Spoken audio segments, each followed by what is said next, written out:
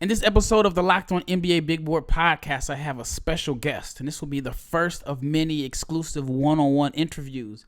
And today, my guest is Rayan Rupert, one of the biggest mysteries in the draft.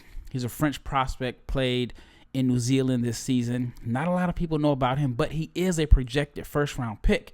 Find out Rayan's path, a little bit about his journey from France to New Zealand to working out in Dallas. Stay tuned for this exclusive one-on-one interview.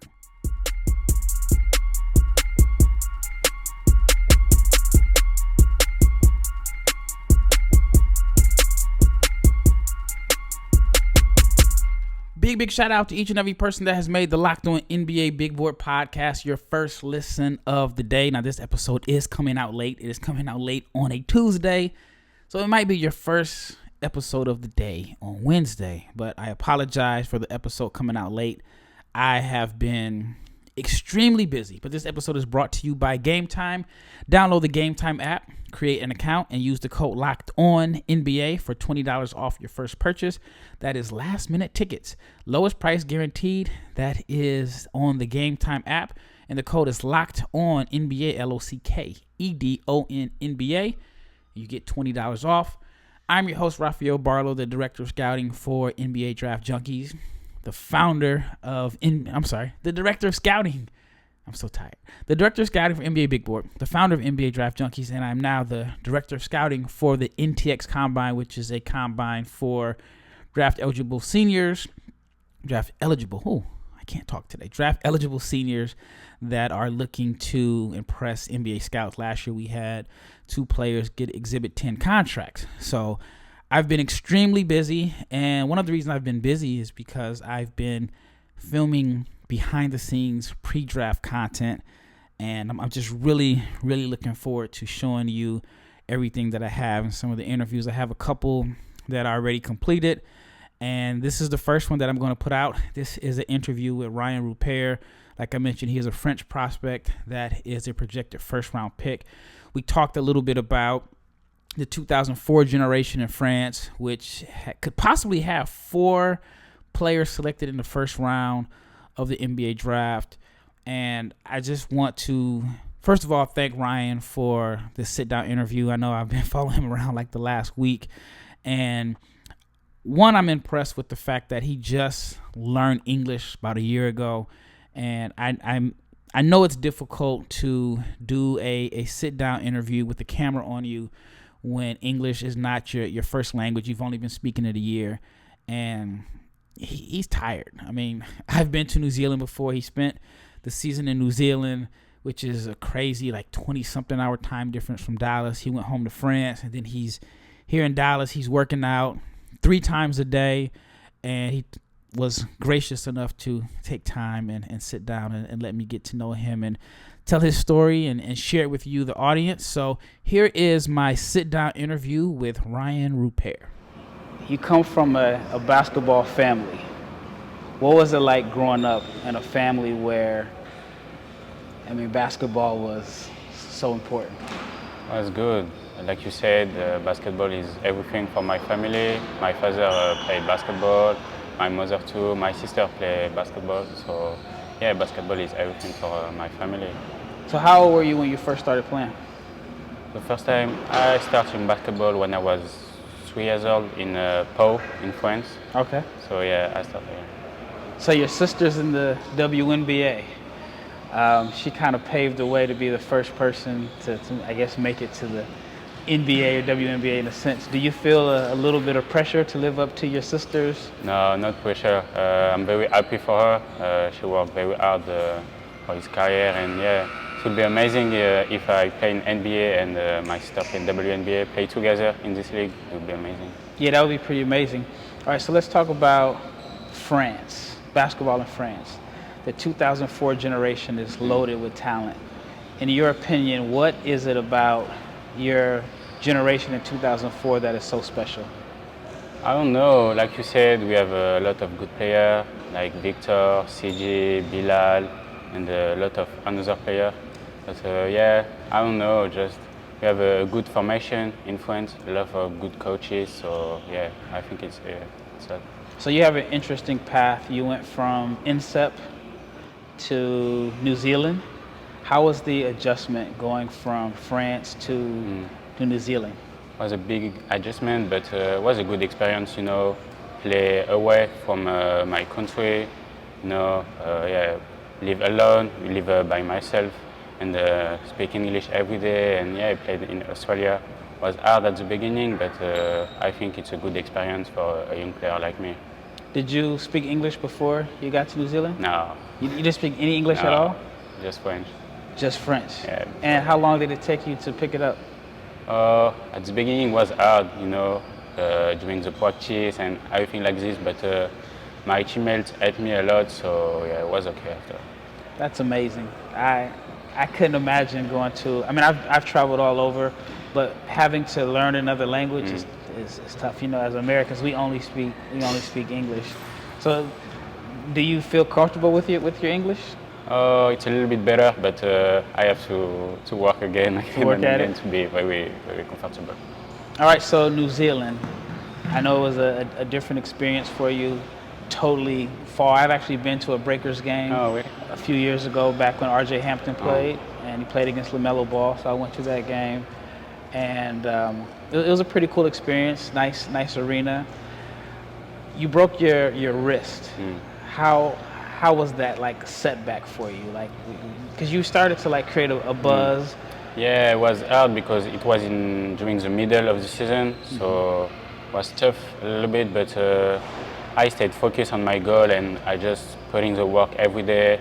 I had more time to working on my left hand, my body. So yeah, it was tough at the beginning, but after I stayed focused and yeah, just put the work every day.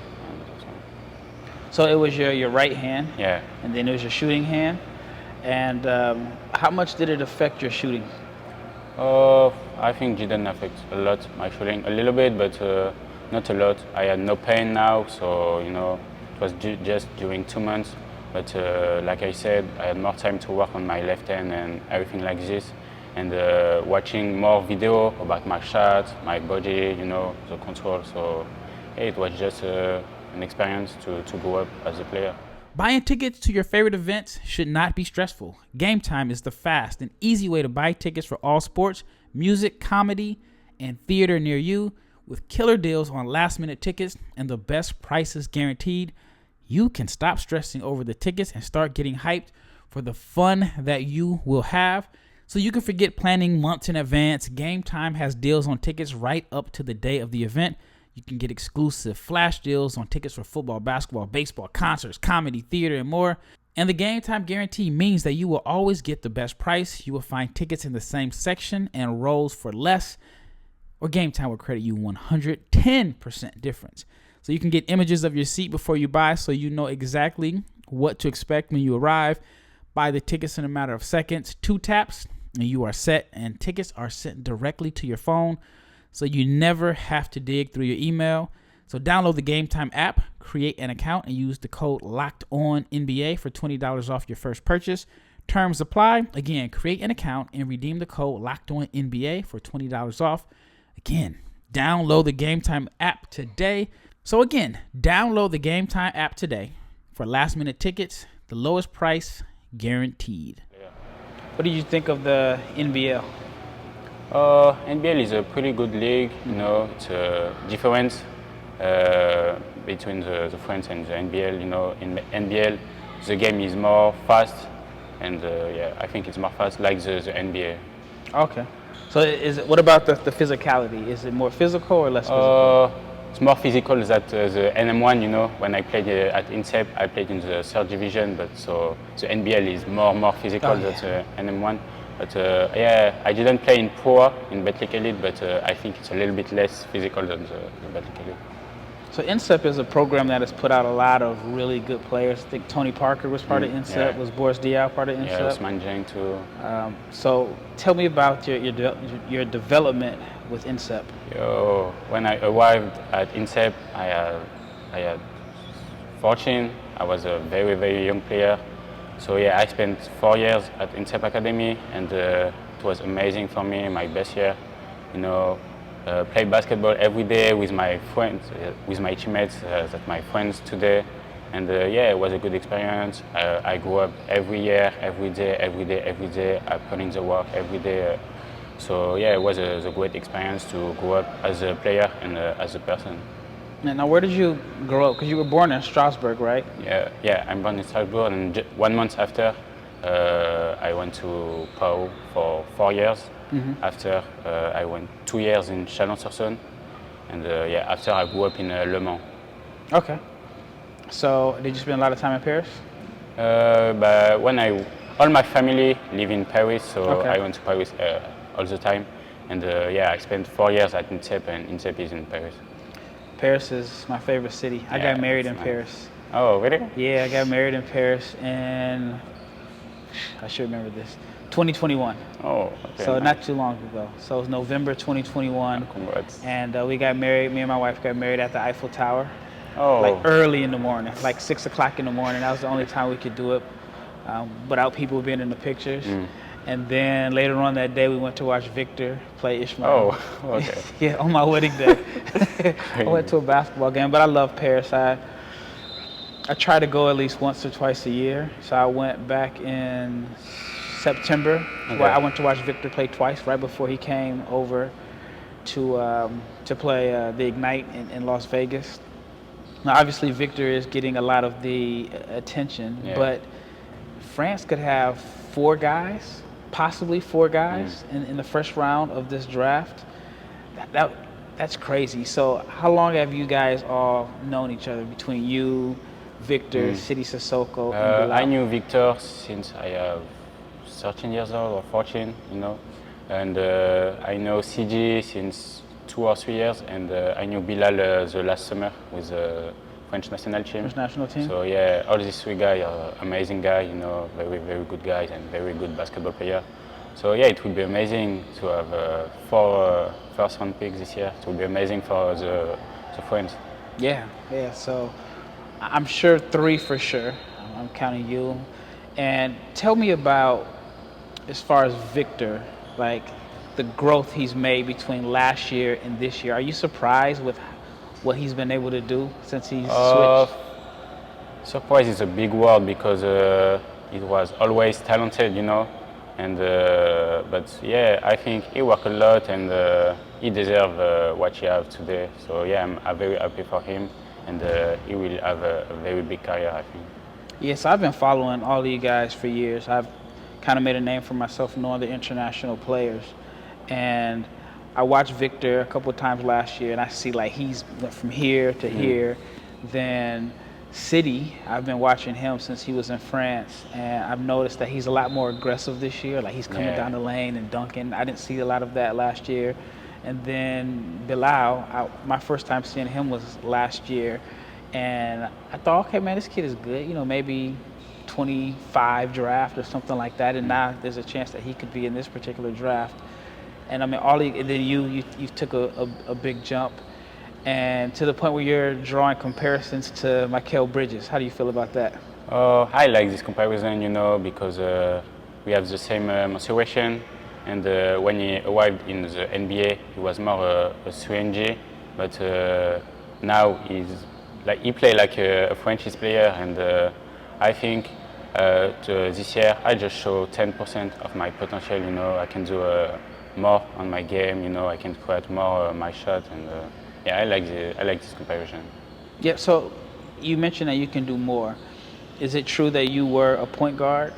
You're actually a point guard. Yeah, I grew up like.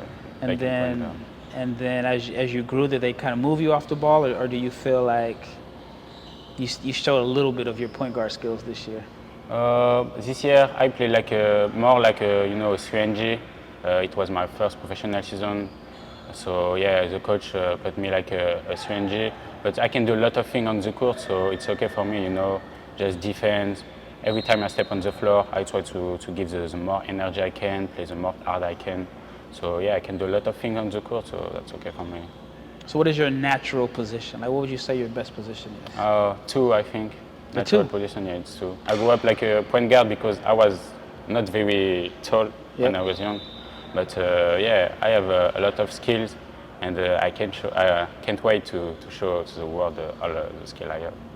All right, let's talk about your shooting. So that's considered like the area that you need to work on the most. And I've been around you for a week now, and I see that you're constantly working on your shot and shooting every day. Obviously, we're here at Shoot 360, and this is at night. How many shots do you think you're shooting per day? Honestly, I don't know. A lot, maybe 1,000 or something like that. But yeah, I need to find more consistency with my shot. You know, it's a big step for me, but I'm not worried about this. Like you said, I put the work every day in the gym, so I'm not worried about this. Right, so how do you like Dallas so far? I like the weather.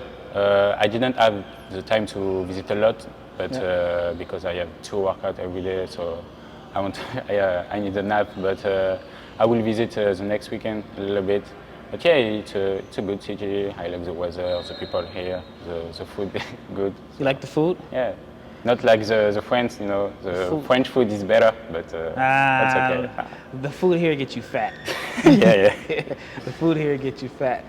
So you're working out twice a day, and just tell me what like a normal day is like for you. Like what time do you get up? What's a normal day like? Wake up in 7 in the morning, and yeah, after I have a weight room with Melvin Sandler.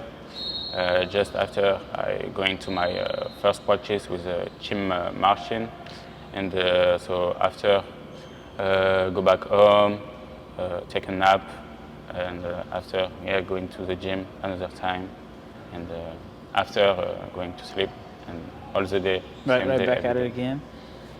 And with Tim, what have you learned from working with Tim? I know he works with Victor also, and he works with a bunch of other guys. What has Tim helped you with so far? Honestly, it's helped me about everything, but how to use my body, you know. I'm tall for my post, you know, for a guard. So yeah, how I can use more my body to find a way to score, to create.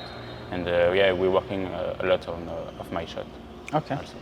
Grand slams, no-hitters, and double plays are back, and there is no better place to get in on the MLB action than FanDuel, which is America's #1 sportsbook.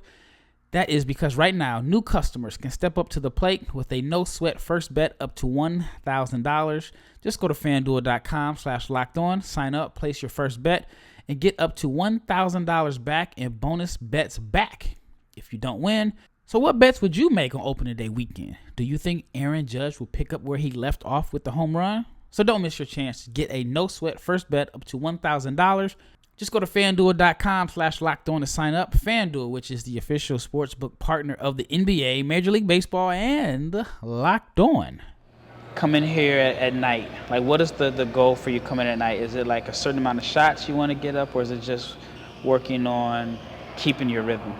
Yeah, keeping my rhythm, and yeah, just find more consistency with my shot. So I know I have to just put the work every day and find my discipline, and yeah, just come here every night, shot, be more consistency. So you're known for your defense, and you have like a 7'3" wingspan. What is that in meters? Your wingspan, what is that in meters? Like how long is that? Yeah, 2.21 m. 220. See, I don't know my meters. So you're known for your defense, and when I watch your film, I just see that your hands are always moving. You have active hands. You're always getting deflections. When did you know that you were a good defender? Was it something that when you were younger, or is it just? Yeah, when I was younger, I was very, very, very skinny. Not a lot of skills, you know, so when I step on the floor when I was young, I just give the more energy I can. So yeah, like I was young, you know, the defense was a priority for me, and yeah, it's just about energy and give everything you have on the court. Because I think like energy or defense is kind of like up here in your head. It's a mindset. Not everybody wants to be a good defender. And for you, I think that's going to be what gets you on the court early in your career. you're going to have some NBA workouts pretty soon. Is that what you're looking to show teams, Yeah. that you can lock guys up? I think the team knows I can defend. So, but yeah, every time I step on the floor, I want to show my defense, my size, just defense. And I think every team needs a guy like me who, just give everything he have on the court and be here defensively. You can't win a game without the defense. So that's important for me. Do you think players are going to avoid going against you in workouts because of your defense? I don't know, but yeah, BYG, because I will be here and yeah. Yeah, because somebody may say it may put them in a position where they look bad if they can't score against you. All right. So what do you like to do off the court?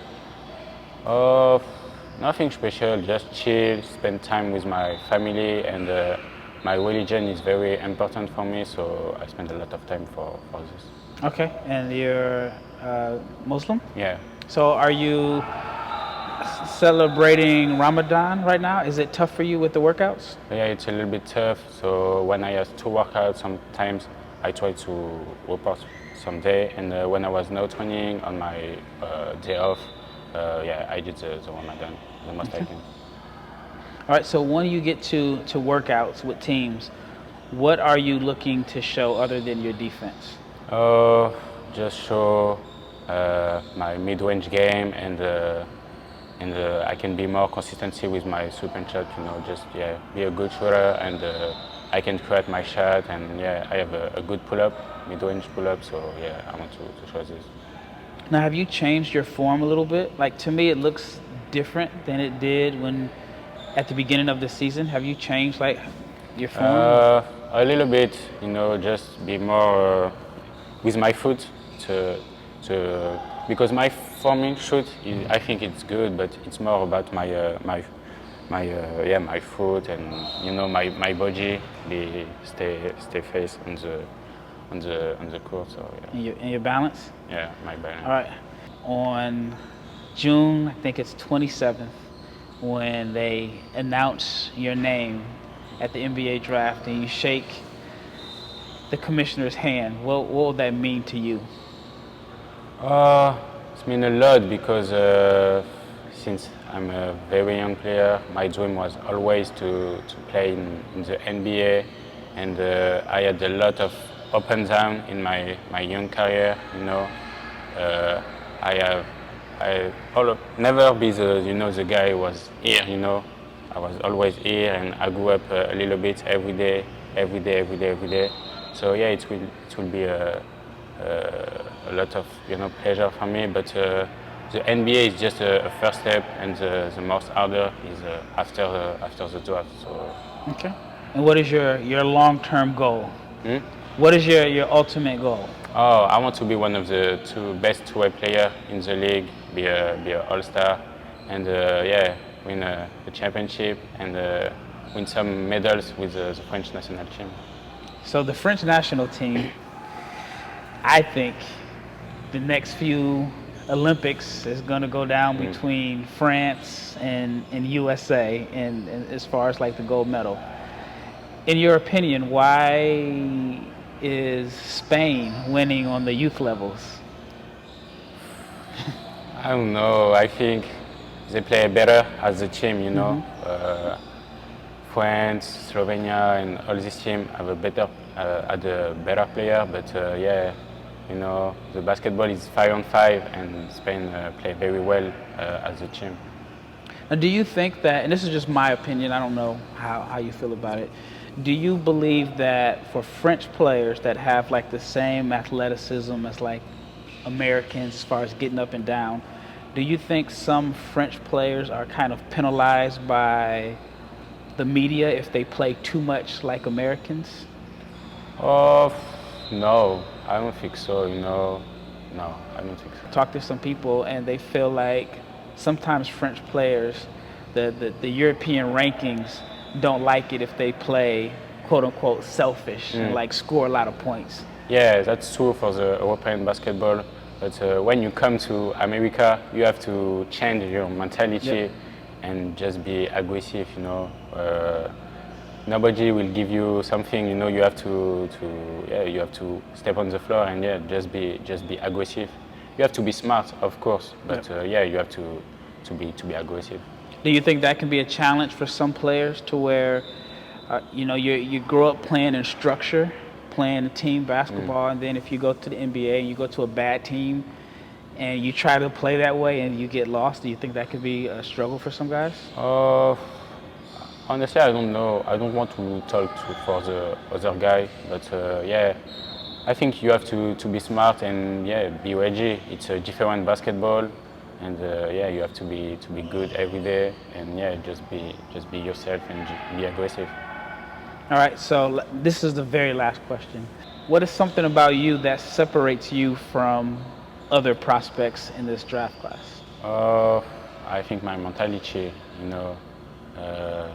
even when I have some bad moments, some up and downs, I stay consistency, mentality with my mentality. So I think I'm ready to bring to NBA, and just it will be a process, I know, but I'm ready to work out every day, and I'm ready with my mentality. All right, thank you.